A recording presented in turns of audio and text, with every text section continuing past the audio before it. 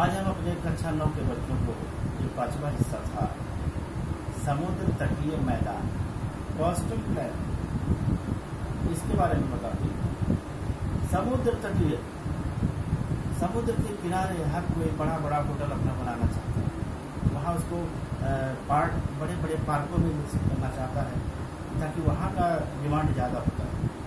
लोग जब वहाँ जाते हैं उसके बाद उसके किनारे पर पहुँचते हैं तो समुद्र का सीन देखते हैं और ज़्यादा खुश होते हैं।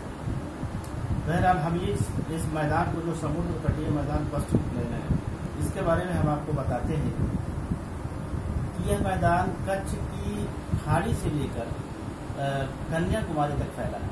जो समुद्र तटीय मैदान है जिसको आप कोस्टल प्लेन कहते हैं, यह कच्छ की खाड़ी से लेकर के कन्याकुमारी तक फैला है। इतना इसका विस्तार है, मतलब वो पट्टी की तरह से समुद्र के किनारे किनारे जितने इंडिया के भूभाग होते हैं उस पर वो उसका विस्तार है।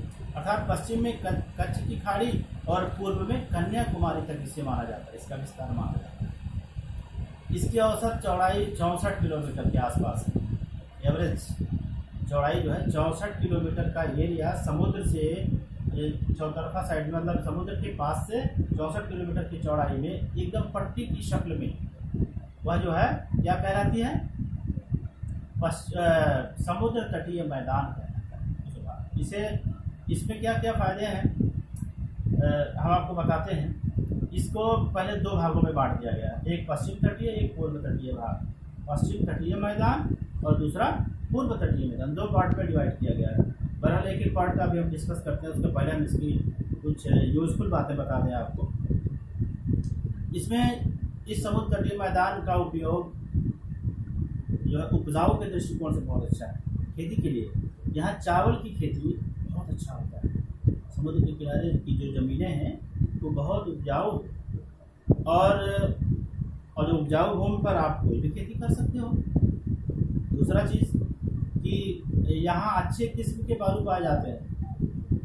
लोग झरिया से, बोकारो, कहाँ से, तमाम जगहों से है। जैसे यहाँ दोहरी घाट है और अयोध्या साइड से लोग दानेदार बालू, कई कलर के बालू होते हैं, उसको लाते हैं। जो है छोटे वाले बालू और बड़े वाले बालू, कलर भी उसका चेंज होता है, उसको ला करके अपनी दुकानदारी करते हैं, उसका यूज़ करते हैं, जिसको आप मोरंग कहते हो। मुझे याद नहीं आ रहा था, मोरंग वाला बालू जो बेचते हैं वो उसका हाल जाने के मुझे तो इसका पता नहीं है, मतलब मैं आपको ऐसे ही बता रहा हूँ।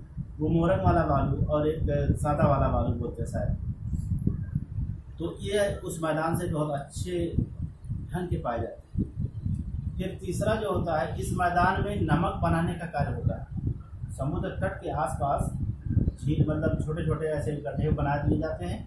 समुद्र का पानी वहाँ आता है और फिर वो चला जाता है, जैसे मेला आता है और चला जाता है, उसी तरह से वो आता है ना। मुझे भरतपुर का मेला ले लो यार, आता है फिर चला जाता है, क्या दिक्कत। ऐसे ही वो क्या पानी वहाँ आता है ना और फिर वो पानी चला जाता है, उसको रोक करके उसमें कुछ केमिकल्स को साफ करने के लिए उसको डाल करके उसको क्लियर किया जाता होगा, ये आपको बाद में बताया जाएगा।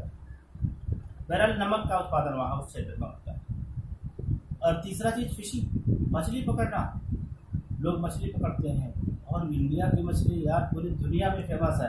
भारतीय है मछली, और उसको ला करके बड़ी बड़ी पैकिंग करके और उसको कई देशों में जो है सप्लाई किया जाता है। तो और उसके अतिरिक्त क्या होता है इस क्षेत्र में, नारियल जो पूजा के लिए बेहतर है, और खाओ भी आराम से, फर्स्ट क्लास है।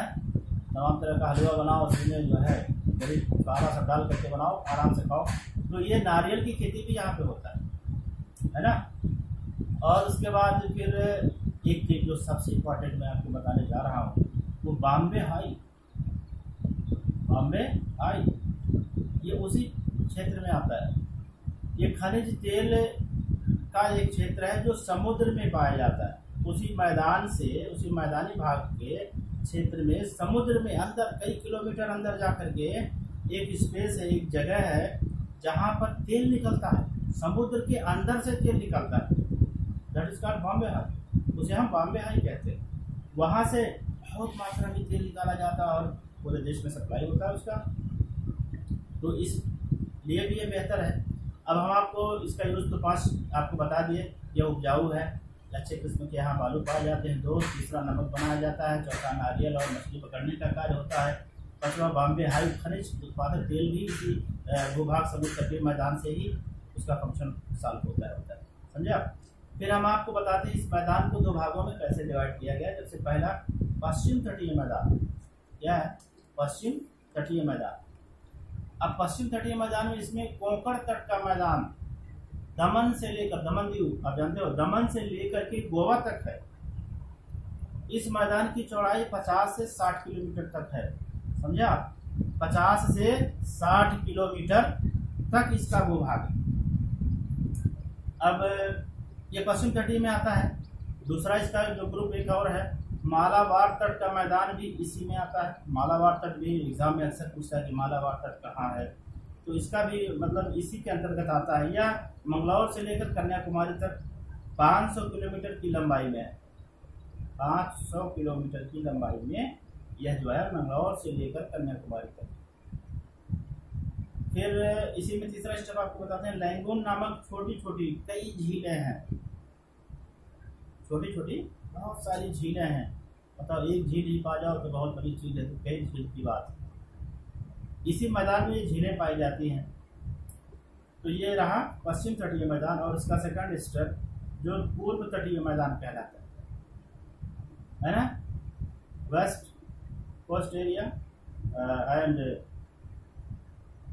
ईस्ट कोस्टल प्लांट, ये एरियाज आप कह सकते हो। तो वेस्ट एंड ईस्ट की बात मैं आपको बता रहा हूँ। यह मैदान पूर्वी घाट एवं समुद्र तट के बीच स्वर्ण रेखा नदी से कन्याकुमारी तक फैला है। कौन सा मैदान? पूर्व तटीय मैदान जो है पूर्वी घाट एवं समुद्रीय तट के बीच स्वर्ण रेखा नदी, बताओ सोने की रेखा वाली नदी, स्वर्ण रेखा नदी से कन्याकुमारी तक फैला हुआ है। समुद्र तटीय मैदान का जो पूर्व तटीय मैदान है, दूसरा हिस्सा। इस मैदान की चौड़ाई पश्चिम तटीय मैदान से अधिक है। पश्चिम तटीय मैदान कुछ अगर पतले में है तो पूर्व तटीय मैदान कुछ चौड़ाई उसका ज्यादा है। समझे आप। और गोदावरी तथा कृष्णा नदियों के डेल्टाई भाग में कोलेरू झील स्थित है। कोलेरू झील स्थित है। कोलेरू नाम की एक झील है जो गोदावरी और कृष्णा के पास में है, उसी के डेल्टाई क्षेत्र में आता है। और फिर उसके बाद हम आपको बता रहे हैं कि इसके अतिरिक्त चिल्का झील जो उड़ीसा में है, चिल्का झील का इकोनॉमिक सिस्टम भी बहुत पॉपुलर है। चिल्का झील उड़ीसा में पाया जाता है तथा पुलिकट झील आंध्र प्रदेश में स्थित है। मनीष उड़ीसा आंध्र प्रदेश इसके भूभाग में आते हैं।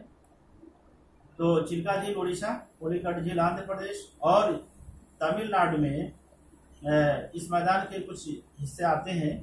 तो इस मैदान के तमिलनाडु का पूर्वी तट कोरोमंडल तट कहलाता है। कोरोमंडल तट, समझे आप। कोरोमंडल ये समुद्र का जो एरिया है ये इसी के अंतर्गत आता है। तो इस तरह से आपने समुद्र तटीय मैदान कोस्टल प्लेन के अंतर्गत पश्चिम तटीय मैदान, पूर्व तटीय मैदान तथा इसके यूज को आपने पढ़ा।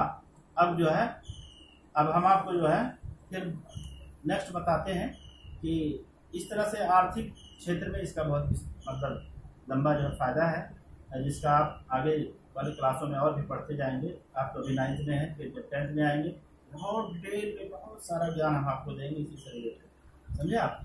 तो अब आपका 5वां आज हिस्सा भारत को कितने प्राकृतिक भागों में बांटा जाता है, तो आपको हम 5वां वाला जो आपका हिस्सा है वो आज हम आपको बता दिए।